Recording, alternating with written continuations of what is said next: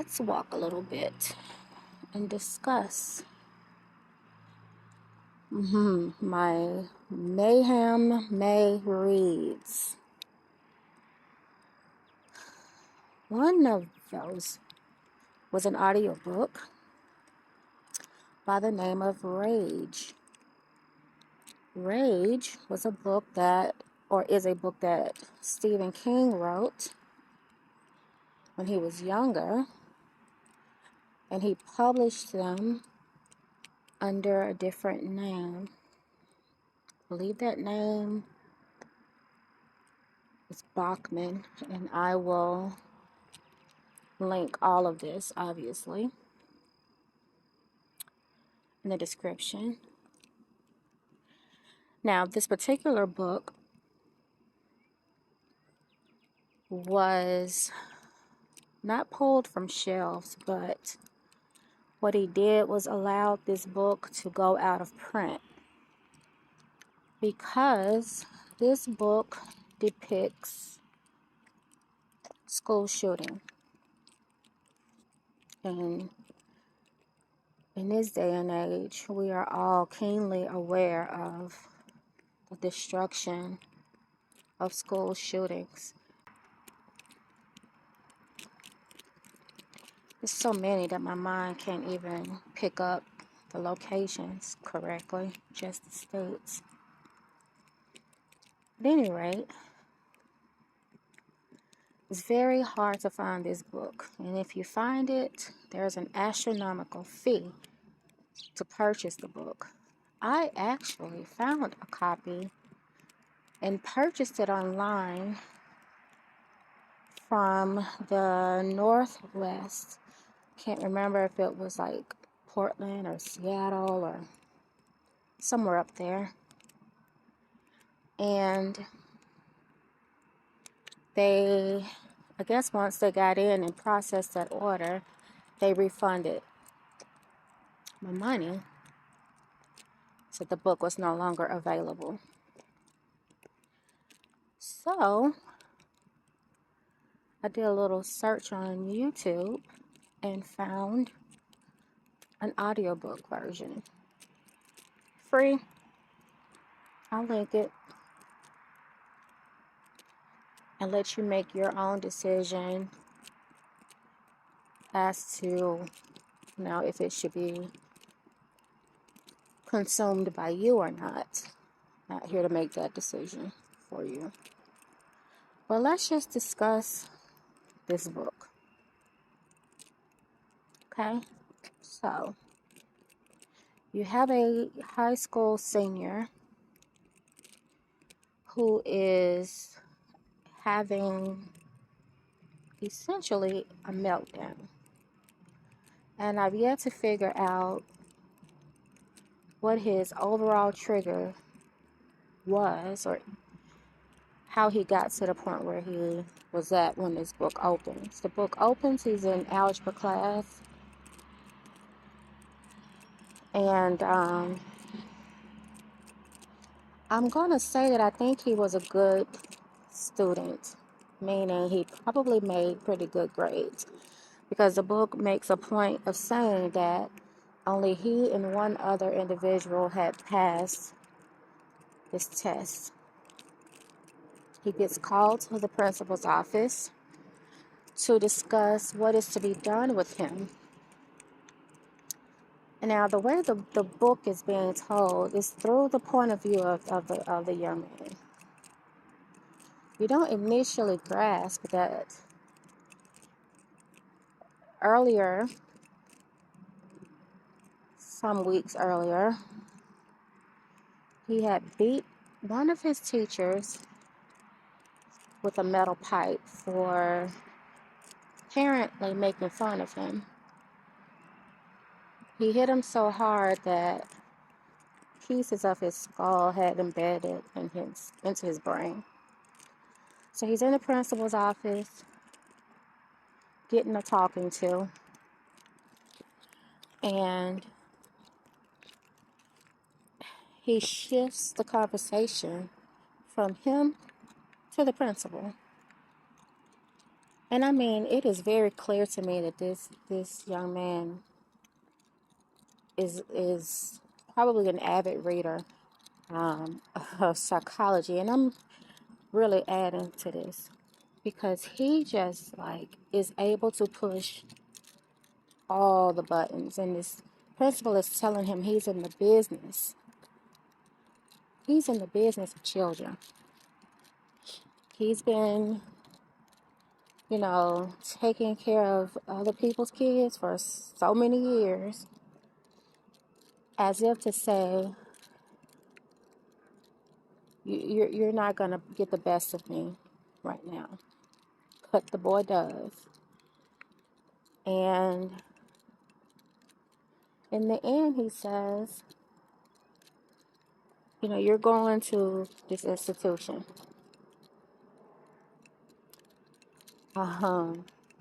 Lots of colorful language from the young man. He tells him, leave, go, get your things, turn in your books, get out. And with that,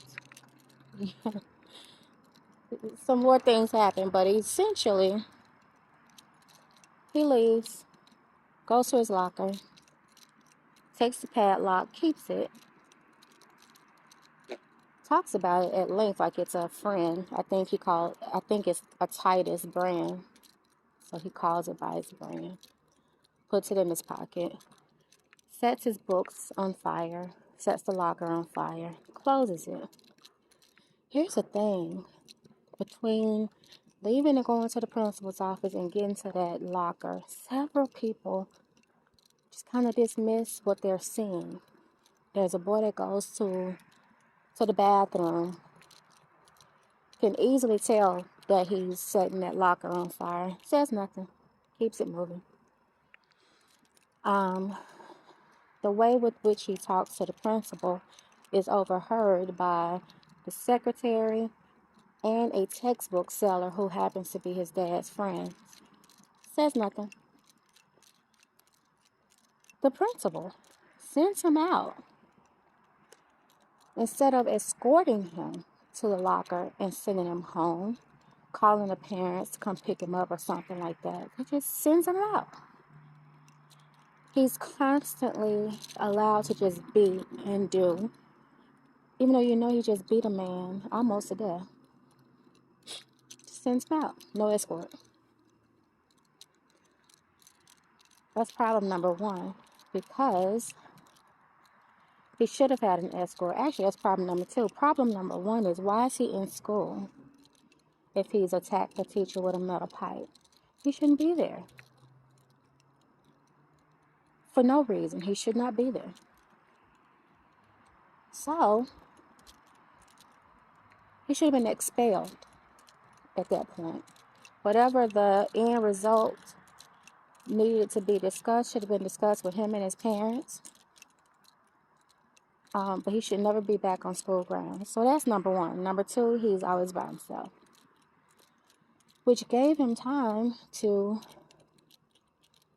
get the weapon that he brought to school with him, which was his dad's gun.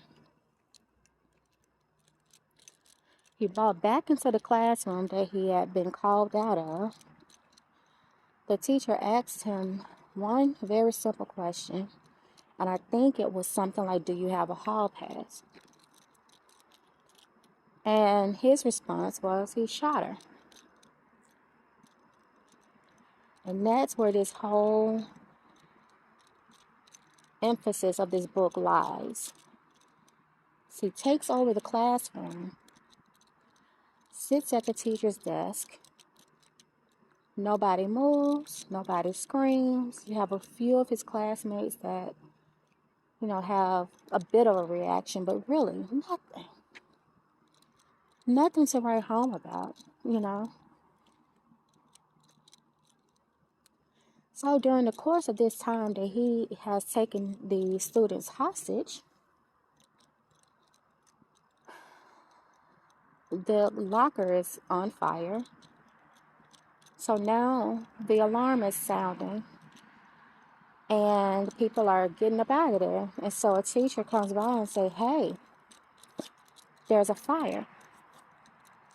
Lord, nature is attacking me. There's a fire. They all know it's a fire by now, but ain't nobody moving. And the kid, and I think his name is Charlie Decker. The kid hauls off, shoots at the teacher, misses. The teacher, not processing that was a bullet that just whizzed by his head, pokes back in, and I think the boy, he's able to close the door, and the boy shoots at the door again, and he hits this teacher. So now he's shot 2 teachers dead. Has his classmates, minus one who was sick that day, held hostage in the classroom. He set his locker on fire. And people are slowly starting to catch on to the fact that something's going on in that classroom when they finally come upon this teacher who's shot. So it's just like a comedy of errors here. Like, what is going on? You know? The intercom goes 2 ways. You could have easily been calling from room to room at that point. Anyway. So, yes, a shooting happened, and that was terrible. But what also happens is now the classroom turns into like a study, a therapy, if you will. They start analyzing different things about each other's character, discussing things that they find troublesome or worrisome about each other, their parents. It turns into like a big group therapy session throughout the series of different people trying to make access or make contact with Charlie, or, Charlie himself tells several different stories about, his upbringing, his relationship with his dad, his relationship with his mom. And I'm still trying to figure out if he actually killed his parents, because when all of the parents started arriving, when it was figured out that a locker was set on fire, the police arrived, not one time did I process in this reading or this listening of this book that his parents arrived. And that is very possibly because maybe they were no longer alive. Maybe he unalived them. So, and based off of his relationship with his mom, I'm not sure why he would have done that to his mom. But he really, really disliked his dad. And his dad disliked him.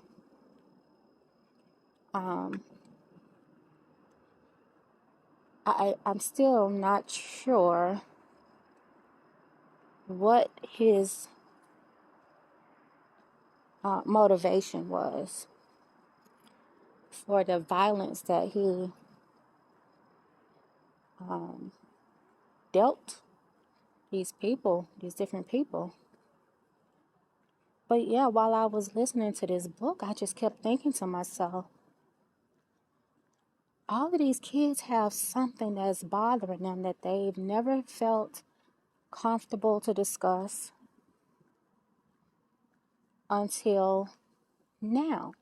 And somehow Charlie has become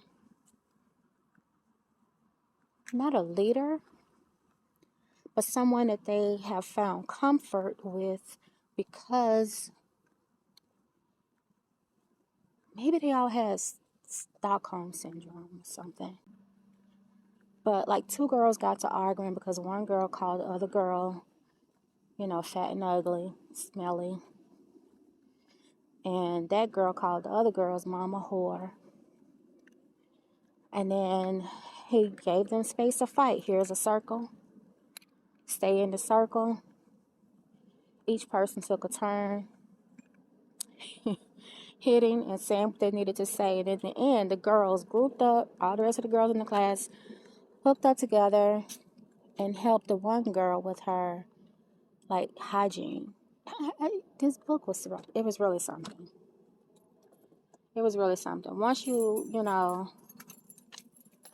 process the violence, there's so much more to process as to what these kids are going through. And I mean things like relationship issues with each other, with their parents,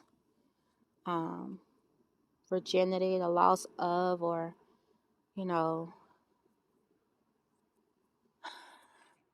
being mistreated in some way, and they're all just freely discussing these things in this room where they are being held captive. Yeah. And so by the end of the book, the classmates live. Charlie lives, even though he is shot by a sharpshooter. But guess where the bullet went? Right into good old Titus, the padlock. Yeah. So I don't know if I don't feel like a resolution was reached in me with the end of this book.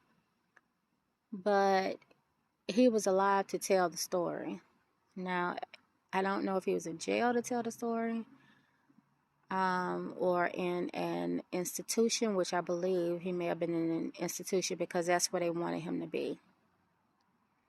In the beginning, before he did what he did.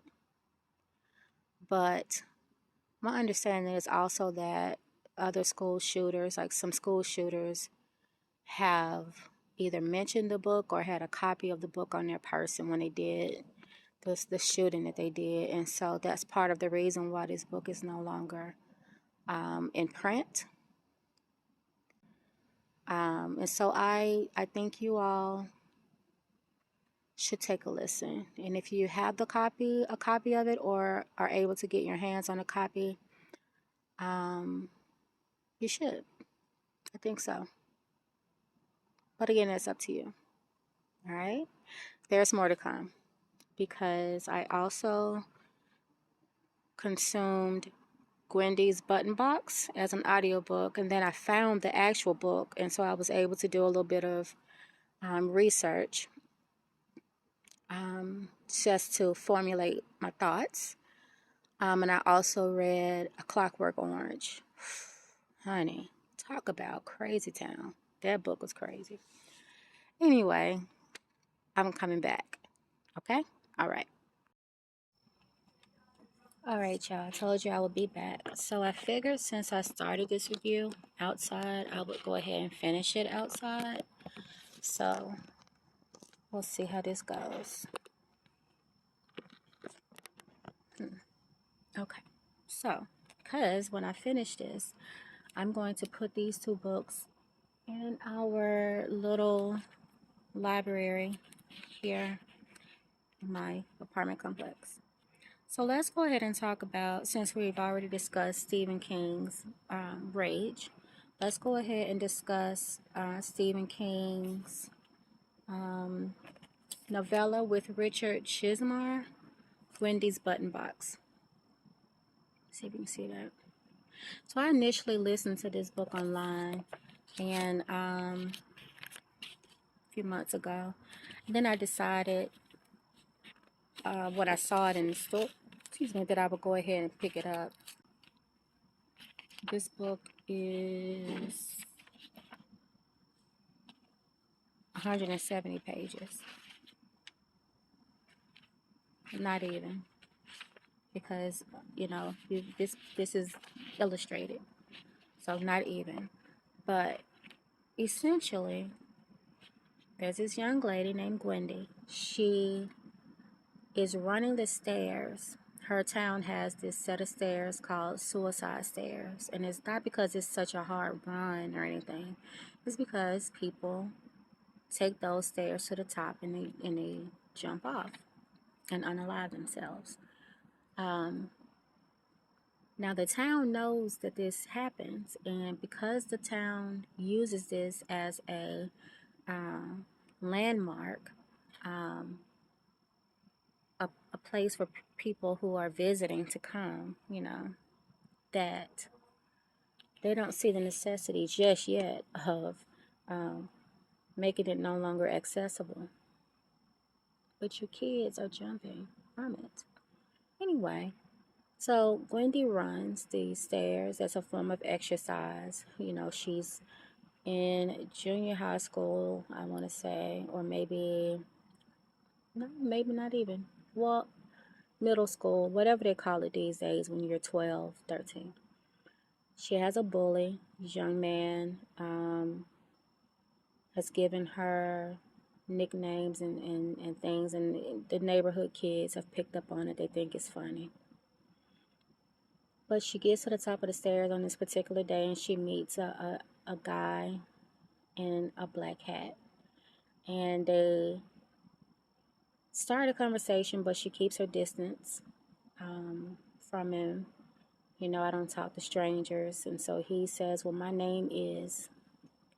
I'm no longer a stranger. And she's like, that's not quite how that goes. At any rate, they exchange pleasantries. They have a bit of a conversation. And he entices her with this box as a gift. I have a box for you. And against her better judgment, she takes the box and she has a seat. And so with that, he gives her a bit of information to retain about this box. This box has several buttons on top. And I've written the notes about these buttons. There's 8 buttons. There's a light green button that represents Asia, dark green, Africa, yellow, Australia, orange, Europe, blue, North America, violet, South America. Then on the end buttons, one end is red, and whatever she wants to happen, she uses that button. It doesn't have a connect. The black button does everything all at once, and it should be avoided at all costs, likely. She's keeping this information in her head. Then it has these switches. One switch gives her, this little lever gives her chocolate candy on the left. And lever on the right releases money in the form of rare coins. It's a Morgan silver dollar. So daily she releases these 2 levers. And she immediately notices, first off, that her parents stop arguing and they stop overindulging in alcohol. Now, that is very likely because emotionally that's what she wanted to happen, and the box is picking up on that. Secondly, what she notices is that she doesn't overeat anymore. The chocolates are very strong chocolate, and so she finds them to be filling, and she eats them. Pup. So she eats the chocolates, and she takes the coins. Like I said, she puts the coins aside, and she saves them. She continues to run. She continues to study all the things that she was doing, but things are starting to come to her more readily, like learning things. She's not having to study as hard anymore. She's having an easier time in sports. Like she's now trying out for sports, and she's now running, and guys are finding her attractive, and all of these things as she's progressing in age. And with regards to the box, though, this box stresses her out because she's trying to keep it hidden. And she doesn't want her father to find it. She doesn't want anything nefarious to happen to it. So she's really stressed about it. But she also, and I still can't figure out what had her to all of a sudden make a decision, it's time to push a button. And I think that whatever the box proposes, I don't know how, magically, spiritually, demonically, I'm not sure. She normally, she fights against, I'm not going to push these buttons. Oh, no. I don't want to be the one to destroy the world, But there comes a time when she just is like finger trigger happy over these buttons. And happy, I don't mean that really. And she decides to go to the school, go to I think it's the geography teacher or the history teacher who has these maps. She goes and she starts to review the maps, and she's trying to find the least populated place where she could choose the button to push, and it will cause the far less damage than anywhere else. And so she's looking at these maps, and she's looking at population density. I think she's floating between Africa and somewhere in South America, where it's just like more trees and foliage or whatever. She chooses her button, she pushes the button, she rehides it, and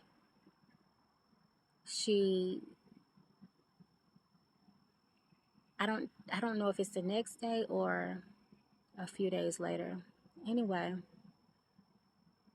every time something happened in the news or her dad tells her about something happening, she immediately knows that it's the box or something she thought about or dreamt about. Is the box. Just like the bully guy. Years later he's driving and he tries to corner her, and then he, almost runs her over because she won't go out with him on a date. Then he wrecks said car and breaks his arm. And, she had a dream that night. And so if she's not in control of her own emotions, whether she's pushing a button or not, if she's not in control, something happens about whoever it is that she dreamt about. The long and short of it, towards the end of the book, she's got a relationship finally, and she's stopped with the chocolates. She stopped with the coins. She basically comes to the conclusion, I have enough coins. I can trade these in and do what I need to do. She's never frivolous with any of it. She stops the chocolates. She wants to prove to herself that it's not all about what the box is giving her. Because the box, those chocolates, she had no acne, her skin was beautiful, her hair was luscious, she no longer needed glasses, she was beautiful, she made great grades, she was excellent in track. Even when she tried to fail, she couldn't. And people are starting to notice, like, you never mess up on anything. And then how kids are, they get a little attitude about that. So she just stopped using the things to try and see if she could be as normal as possible on her own. She wanted her own accolades. So it comes to the ending section of the book, and what she's learned is that her parents are out, her and her boyfriend, in the bedroom. This is after, you know, they're trying to figure out what they're going to wear to some event, some ball. What they don't know is little Looney Tune, who was her nemesis as a child, is hiding in her closet. He, comes out and tries to, fight with the boyfriend. He wants to rape her and all these things. And he, the boyfriend is fighting him and he's naked, so that's awkward. And then the guy's like, yeah, you've been holding out on us. You got all of these coins and I wonder how much all of this is and da da da da. And he grabs the button box, cracks the boy in the head, kills him. Then he comes after her. She comes to some kind of mental state where she's like, go along with him and then get him, And so when she attempts to do that, he stabs her in the foot. She's a runner. No more. And so she asks him, did the man in the black hat send you? And he's like, what are you talking about? Throw him off his whole game. So she eventually gets the box and she says, I wish you would rot in hell. And immediately he starts to rot in front of her face. And I mean, pus and guts right in front of her face. And she makes another wish. And I forgot what the other wish was, like I wish you didn't exist or something like that. And he goes away, all sign of him. And in the ending of the book, she's graduated college and I think she went to Brown University. She graduates college and the man in the black hat comes for the box. And she was like, wanting to catch up, like how much it is that you actually see, how much of this did you orchestrate, she starts talking about things like the massacre in Africa, I forget what it's called, the Jones, where they drink the Flavor Aid. And the guy in the black hat says, you think too highly of yourself. He was just crazy. That was not you. He says, but what you did do was save a lot more people than you actually will ever know. He also wanted to know, like, how did she end the situation with the guy killing her boyfriend, stabbing her in the foot, and then no longer being there? She tells him whatever she said about maybe he ran off or something or another. What he was able to fill her in, and the man in the black hat, was that this guy had raped 2 other girls, and he was trying to add her to his list. And and there was another rape that they believe he had also committed. So, he was just terrorizing people. And another incident that happened that she was blaming herself for was her friend Olive, who was her best friend.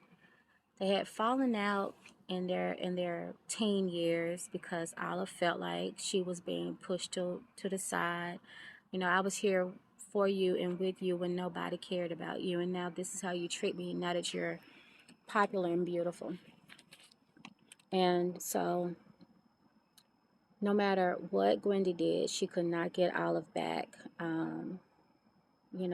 as her best friend. Eventually, Olive climbs those stairs and unalives herself. So Gwendy blames herself for this, and she's like, if I had have just figured out how to get us back on track and, da da da da. And so Mr. Black Hat says, again, that ain't had nothing to do with you. She had a lot of issues that she was trying to work through, and she wasn't getting the support that she needed because her stepfather was touching her. So there's a lot that I think when he came back to get the box, that he was closing the loop on things that she had been blaming herself for a long time, trying to be a good steward of this box. That honestly, she didn't have any control over that box. That box could do what it wanted when it wanted. She was in control of herself, not feeding into the box itself, not pushing the buttons, not overindulging with, you know, the rewards that the box was giving, in the form of the chocolates and the coins, you know. So Man in the Black Hat, you know, was like, you did a really good job, and I hope that the next person who has to watch the box is as good as you, honestly. And that's how the story ended, you know. And I think it says a lot about character, choosing the right character when you're trying to find someone to do something, to do a deed, um, to take a mission on, um, doing your best to ensure that the character of the person is as righteous as possible. Because has she been a little hot girl running the streets, carrying on, not in a good relationship with her parents, you know, things like that. Like, it bothered her to even lie to her parents, you know, just hiding that box bothered her. You know, you just gotta, I don't know, if you have a box that you want to give somebody to be a keeper, and it's a magical box, be careful who you choose, right? Anyway, I'm gonna take all my sticky notes out of this one. And it's getting pretty dark, so we'll follow up with Clockwork Orange in the house, or maybe in the car. We'll do it in the garage. Yes. That means that when I bring my dog out tonight, then I'll have to drop the books. But I'll go ahead and put this one in the box now.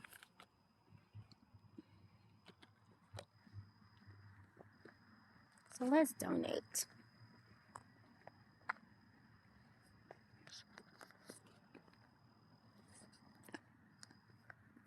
This is our little box, and I love it so much. I'm gonna slide this in here. We got some John Grisham.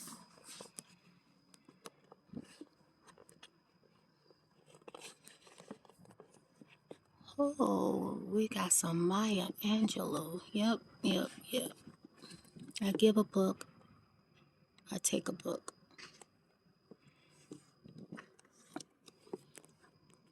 Oh, thank you. I'll see you guys in a little bit. Yeah, so I donated a book, grabbed a book, because I'm out of control. So we got Maya Angelou, The Heart of a Woman. But I'm going to drop another book off when I take my dog out. Clockwork Orange. You see this? And I did not write in the book. I annotated by writing myself sticky notes throughout the book. There is a key for the tabs for quotes, emotions, sadness, and shock. Blue is shock. There's a lot of blue. Okay. Pink is for emotions. It's very little. Yellow is for quotes. I didn't write in the book because this is a pretty old book. You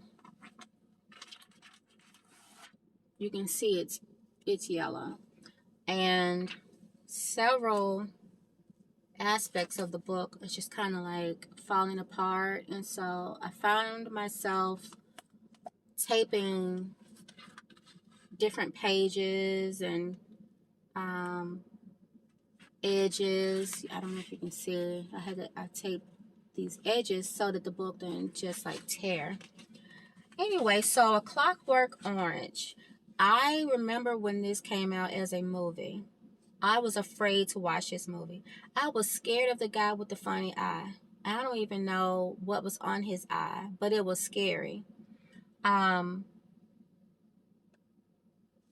then so the cover of this book, these guys look black. It looks like two black guys, a white guy, and a girl. Story is about Alex the Large. That's what he calls himself. But everybody else calls him Little Alex. He's the youngest of the group. So yeah, this book is set in England, but they speak a language that's called Nadsat, and that is a mixture of Russian and an English dialect. I think Cockney, I think is what it's called. So the whole time you're reading the book, until you get used to it, you're going to be flipping to the back, which has as you can see, I have it tabbed up. It has a glossary to help you understand the terminology that they are using throughout this book. But I'm going to read you the opening line because they say this throughout. What's it going to be then, eh? What are we going to be doing? What's up, basically? Throughout, this is repeated. So the book itself is in 3 parts. Part 1 is about Alex and his droogs, or his boys, and how they are literally terrorizing their neighborhood. Essentially, they're a gang, and there are other gangs. And actually, in this book, his gang comes up against another gang and whoops the dog shit out of this other gang. But they do the most heinous things. There's SA. There's rape. There's drug use. There's alcohol use. There's physical violence. And they use the term horror show, which means like good or well or something of that nature. So they keep saying that over again. And then there's little dissent in the group because Alex has placed himself as being the leader of this group. He's a better fighter, but he's the boy. He's the youngest one of the group. So you have a spectrum. You got these four boys. The youngest and apparently better looking, Alex, is the leader. In his mind, he's the leader.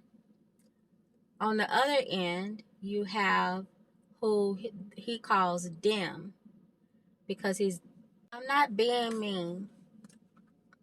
I'm not being mean when I call him a dim bulb. This boy Alex calls him a lot of things. But he's like the brute of the group. And in the middle, you have Georgi and Pete. Georgi, I believe, fancies himself as the lead. And Pete, he just goes along to get along, right? So everybody's got their role, but in the end, they all are beating people, abusing people. They start their night out at a milk bar, but the milk is spiked with different drugs. Mind you, I said Alex is 14. And they going into bars, ordering drinks, ponying up to the bar like they adults. It took me a minute to figure out, like, these are teenagers. I didn't do any research on this before. I knew of the movie, and they looked like grown men to me in the movie, considering how old I must have been when it came out. So, or when cable started, remember, you had the box on the top of the TV and you would change the channel by the little top.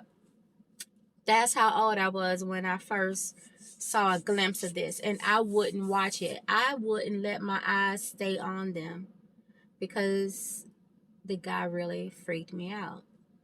The main character. So all of the terrible things that they do, and then Alex comes from a decent home. He goes home. His mom has left dinner for him to eat. Um, you know, they don't ask him too many questions because they know their son is up to something. They have to work. Everybody has to work. If you're of age, you're not pregnant, you're not medically ill, you must work. So, in the midst of doing no good, he's also been to several boys' homes. He's truant. He has an officer assigned to him. But one of the weird things about Alex is that he absolutely loves classical music. When he hears classical music, he actually apparently becomes more violent, sexual, various things. And I'm almost wondering that when he went to those boys' schools, if they if something happened to him to make him like that. He loves like Beethoven and whatnot.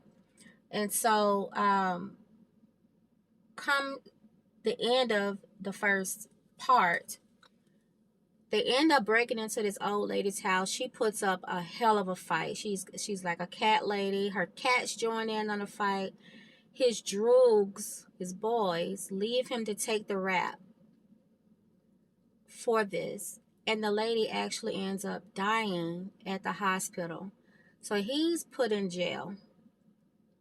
Now we're in Act 2.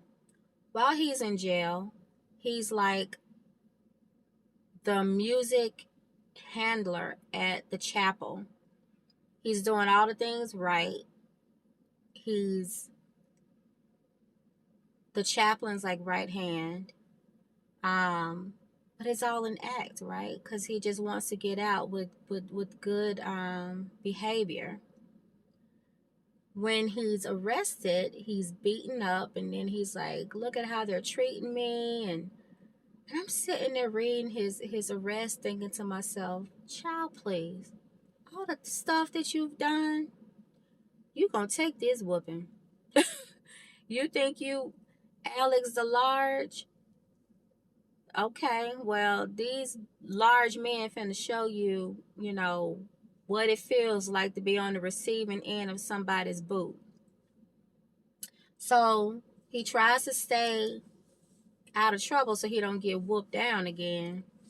And I want to say he's in jail like 2 years. And he brings up the fact of he's heard about a study where they're making people right mentally or whatever, so to make them good people. And he petitions to be one of these people to go through this. They let him. The preacher didn't want him to do it at all because it's a matter of free will that you're giving up. And everybody's so concerned about his free will. And I'm like, y'all know it. He spilled his guts when he got arrested. He told every single thing he had ever done with him and his droogs. What's it going to be then, eh? Right? So they're like, fix you. Okay, we'll fix you. Fixing them puts them, through these. They lock them down on a chair, make their eyes where they can't close them, and expose them to so much horror, the likes of which seems to be foreign to them, even though this is what they are doing to other people. But it almost seems like when they do the act, because they leave, they don't see the tail, they don't see the result of what they're doing. Or maybe they have an out-of-body experience. Maybe the anger in them is so extreme that they don't really have the compassion ignited in them to feel sympathy for their victims. But when they expose it to him in the form of a movie, He thinks he's just going to watch some movies. But when they expose it to him in various degrees that ratchet up, he can barely handle it, wants to vomit. With these movies, they started playing classical music in as the background, not knowing that he loves music. Once they figured that out, they added that as part of the treatment. And so now, once this is done, and now we're in Act 3, he's released. Whenever he gets angry or thinks something ill, he's going to vomit. He becomes extremely violently sick. So he has to change everything all the way, I would say, to the complete extreme. Instead of saying to a girl, I think you're so X, Y, and Z, I would love to violently do whatever to you, I will be your foot maiden. I think that you are an angel on God's earth. He has to literally flip on its head to the extreme of what he's thinking he wants to do to somebody. So before my camera dies on me again, I'm going through and I'm taking my notes out. But one of the things I wrote to myself was, is he a heathen or an intellectual or both? Like, he really came from a good home of loving parents, and this makes no sense. If they are that bored, they needed to do something else. But in section 3 of this book, Alex gets out of jail and goes to a library of all things. Now, in the beginning of the book, he and his droogs beat up a guy who had library books. And these were apparently rare books. One was called the rhombohedrid system, and the other was elementary crystallography. When the man that they beat up see him coming in, he immediately remembers him. And them old men beat Alex's butt because they was like, hey, those books were rare. Not only did you destroy them, and we no longer have them as a club, but you also destroyed our friend, and his confidence and this, that, and the third. And so they was beating him up. He ran away from them, ran into the cops. The cops happened to be good old them, who was part of his original group, but they also sold him out in the end. They set him up, left him to take the rap for the last deed that they did together, because that lady died. But he wanted to lead so bad that he led himself right into prison, and they let him do it. So now Dim is a cop, and the other cop with him is the leader of the other gang that they beat up. So in section 1, before he gets arrested, the day before, his dad tells him, hey, son, I had a dream that something, bad was going to happen to you. And that coincided with Alex also having a dream that Georgi, we would see this as Georgie, but they pronounced it Georgi in the online copy that I found. And I'm going to link that here. I'm going to make sure that you all have, I found some really good things. I found like a instrumental musical accompaniment to this book. I found a theatrical reenactment of this book in an abridged form. And so I'm going to add those things into the description because I think it enhances the reading. But even though he dreamt of Georgi becoming a cop and his other droogs, Dim and Pete, being part of his new team, Georgi actually gets killed before Alex gets out of jail. Dim becomes a cop, and Pete actually ends up married, because by the time Alex is done and out of jail. He is about 18, and that means the others are either 19 and 20, 21. But I just want to end with this. The house that he runs to, because the cops that pick him up from the library are Dim and the leader of the other gang. They beat him up bad. Take him off somewhere, beat him up bad. He ends up finding himself at the house of a home that they had raided, raped the wife, beat the husband, tore up the manuscript the husband, Alexander, was writing, called A Clockwork Orange. And it was about how the system was taking away free will of the imprisoned. And so he was writing about this thing, and the wife was a very timid personality, and she couldn't survive what had happened to her.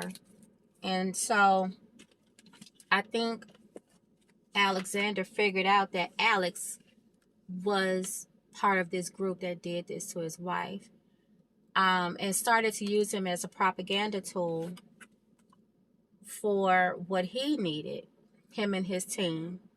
And essentially, once they figured out that music made him go insane, one night he wakes up in their home to classical music, and it drives him to jump off the roof of the house. He survives. But the political machine behind this gets wind. They spin the story like, hey, this political group that's been, fighting against the institution, tried to use this young lad as a political pawn, and it almost led him to his death, and we're coming in to make things right. Alex was like, I don't care whose side y'all on, fix me back so that I can enjoy music and not be standing around here puking my guts out, So they do. And they did it while he was in a coma. So when he wakes up in the hospital from jumping off, they're like, oh, what would you like to do to us if we don't do this? And so his anger comes out, and he's like descriptive, and then he realizes he didn't throw up one time. So they switched him back to his old self while he was in his coma state. Anyway, that's the term Clockwork Orange comes from this writing, discussing how they essentially want to turn man into a non-thinking machine, like clockwork. And so in the end, while his droogs have done other things, Alice goes back to the same old life, raises up another group, teaches them the way, but then he realizes that he's not enjoying it the way he used to. And he says he's coming of age. Am I aging? He's 18. He's talking like he's 27, 30 years old, been in the game so long, and now he's just tired and he wants to settle down and have a family. He's 18.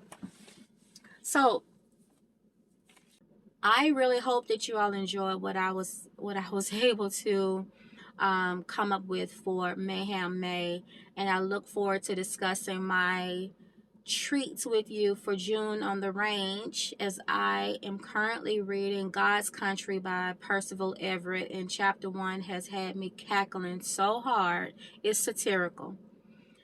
I have cackled, honey. I have cackled. Heart. And I hope you enjoy this, and I hope I didn't spoil these too much for you all. But they were really great books that left an impression on me, needless to say. So, all right, family, it's Memphis Jones out. And remember, read, family. All right, bye, guys.